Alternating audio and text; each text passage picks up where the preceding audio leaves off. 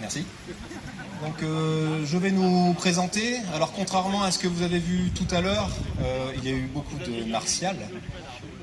Nous sommes le Ludus de Saintes. Donc le Ludus, c'est la caserne dans laquelle s'exercent les gladiateurs. Et les gladiateurs ne sont pas des guerriers. D'accord ? Nous, on se base sur les travaux d'une entreprise professionnelle, ACTA, qui est dirigée par monsieur Brice Lopez, la référence dans tout ce qui touche à la gladiature 1er siècle de notre ère. Donc, on va essayer tous ensemble aujourd'hui de casser quelques idées reçues sur la gladiature. La gladiature, comme je l'ai dit, avant tout, pour l'époque qui nous intéresse, est un sport de haut niveau.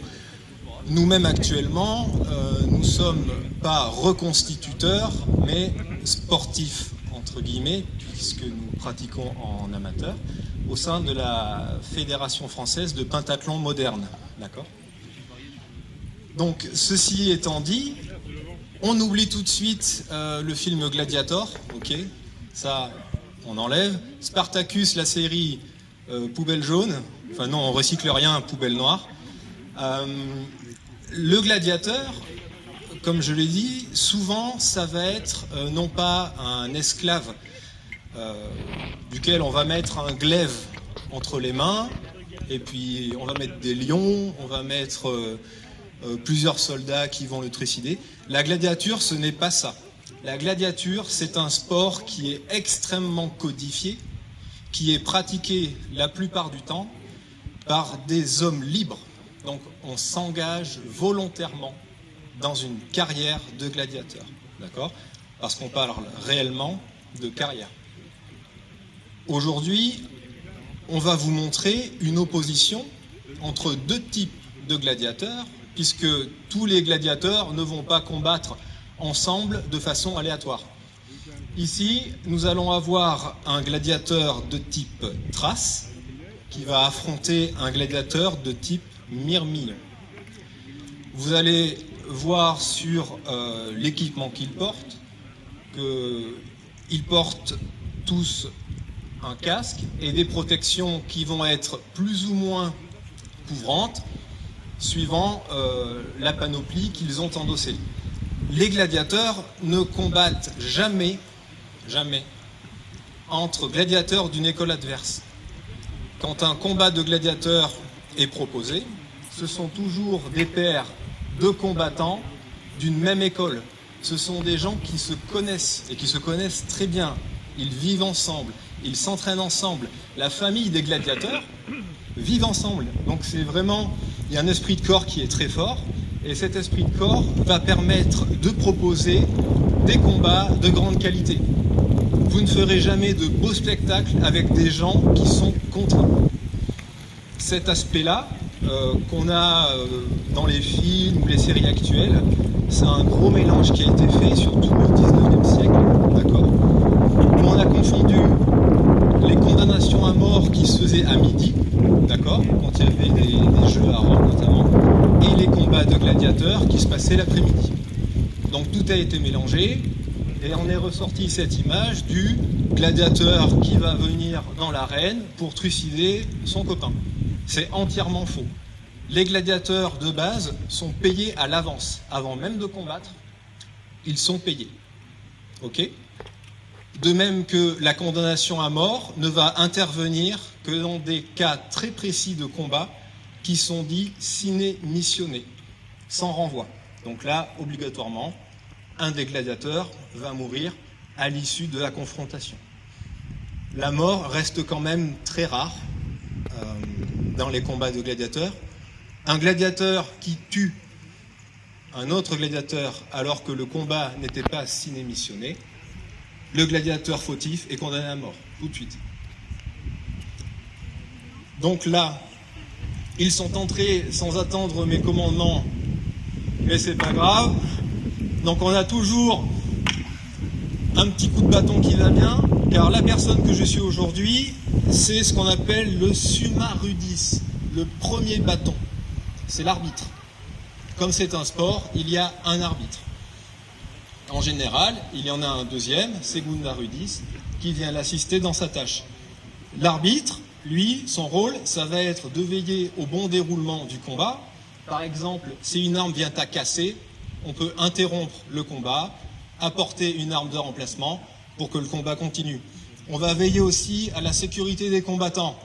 Une protection qui se défait, une goupille de casque qui saute, arrêt du combat, on remet les combattants en sécurité et on repart pour un assaut. Donc ici, à ma gauche, vous avez le mirmillon. Le mirmillon, comme vous pouvez le constater, dispose d'un casque à crête percussive, d'un long bouclier cintré qui vient couvrir une grande partie de son corps et d'une protection sur la jambe gauche. De face, il est très difficile à atteindre. Et ce sera donc le rôle du trace, qui est à ma droite, de venir contourner cette muraille que représente le mirmillon pour venir le toucher, entre autres, dans le dos ou sur les flancs. Le trace également possède un casque à crête percussive, un petit bouclier qu'on appelle une parma. Et comme c'est un petit bouclier, il va avoir deux grandes ocréae, donc des grandes protections de tibia, et également des cossalia de cuir qui vont venir lui protéger les cuisses des entailles. On a également chez les gladiateurs, de chaque côté, une ceinture abdominale qui vient prévenir de l'éviscération. Le trace va se distinguer également par la sica supina, une arme courbe qui va lui faciliter la vie pour venir toucher son adversaire dans le dos. Faites un petit tour au public. Tu peux te mettre dos au public, juste le pied. Alors je vous les mets de dos rapidement pour vous expliquer l'intérêt des attaques dans le dos. C'est que ça va être la partie du corps la plus visible lors des affrontements. Donc on va venir s'entailler beaucoup au niveau de l'omoplate ou des flancs, ce qui fait que visuellement, le sang va couler. Vous pouvez vous remettre face au public. Le sang va couler, et c'est là l'essence même de la gladiature. C'est le sang versé, le mounous, donc c'est-à-dire c'est l'offrande que l'on va rendre. Quand le sang a été versé, l'offrande a été donnée. Mais assez de blabla, nous allons à présent passer au combat. Faites vos jeux pour le mirmillon ou le trace. Gladiatores, salutat. On va se mettre place.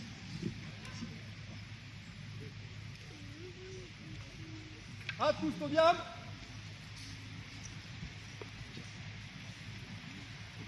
Pugnate.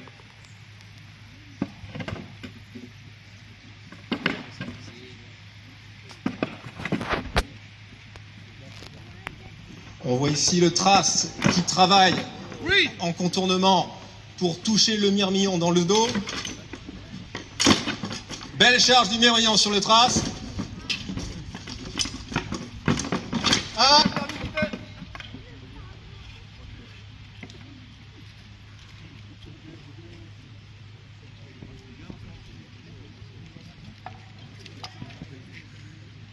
Pas de touche pour l'instant, arrêt du combat, on laisse les combattants reprendre leur souffle, se remettre en garde. Je vous informe que les casques ici font 7 kg. Les boucliers en font 5. C'est un petit peu l'autocuiseur là-dessous. On les applaudit bien fort.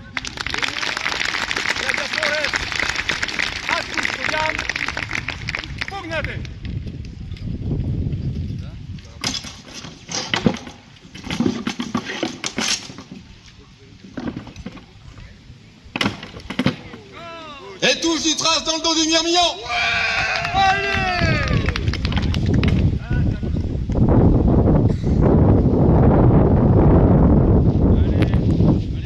Le terrain est assez instable et c'est pour ça que j'arrête le combat à certains moments. C'est pour éviter les entorses et ce genre de choses qui pourraient provoquer la chute du combattant. Gladiatores, ad custodiam, pugnate.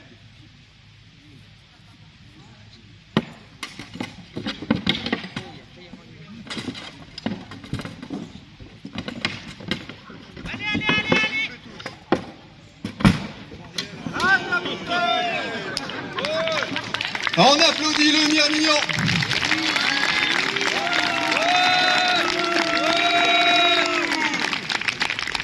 Alors là, typiquement, on a vu le Mirmillon dans son rôle de Mirmillon, c'est-à-dire une charge qui déséquilibre le combattant thrace et qui tombe à terre. Tomber à terre, chuter, c'est une soumission. Donc, dans la règle antique, ce serait fin du combat, victoire du Mirmillon.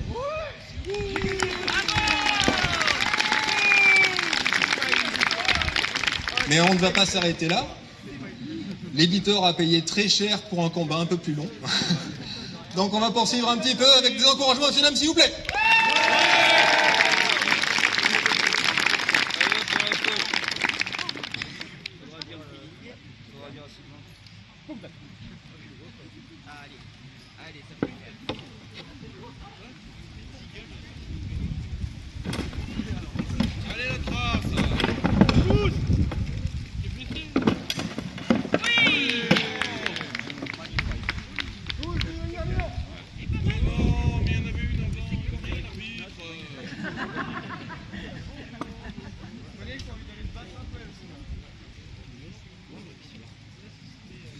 Duo, 2 assauts.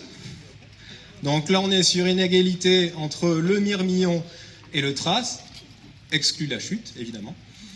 Il reste 2 assauts pour les départager.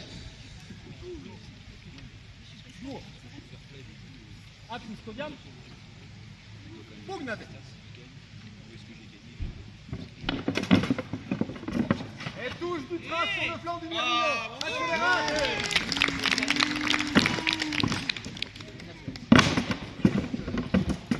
Deuxième touche du trace dans le dos du Mirmillon.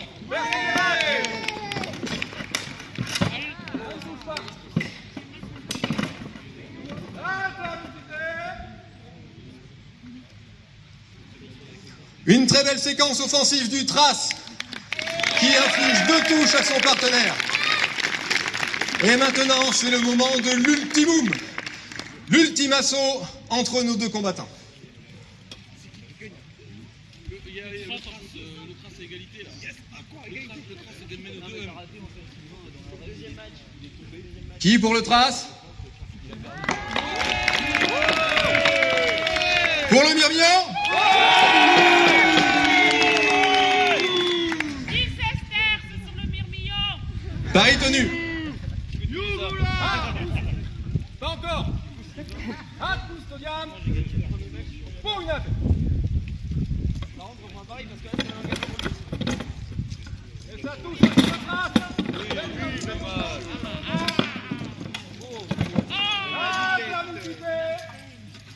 On va s'arrêter ici. On s'arrête ici avec une ultime touche du Mirmillon sur le torse du thrace, qui ne serait pas trop visible malheureusement. Gladiatores, salutate! Salutate! Je proclame Ivoirien, cet arbitre. le Stantes Missi. Donc ce signe-là veut dire que je renvoie les 2 gladiateurs debout. D'accord. Stantes Missi, gladiatores ad dextram. Sous les applaudissements, s'il vous plaît. Merci beaucoup.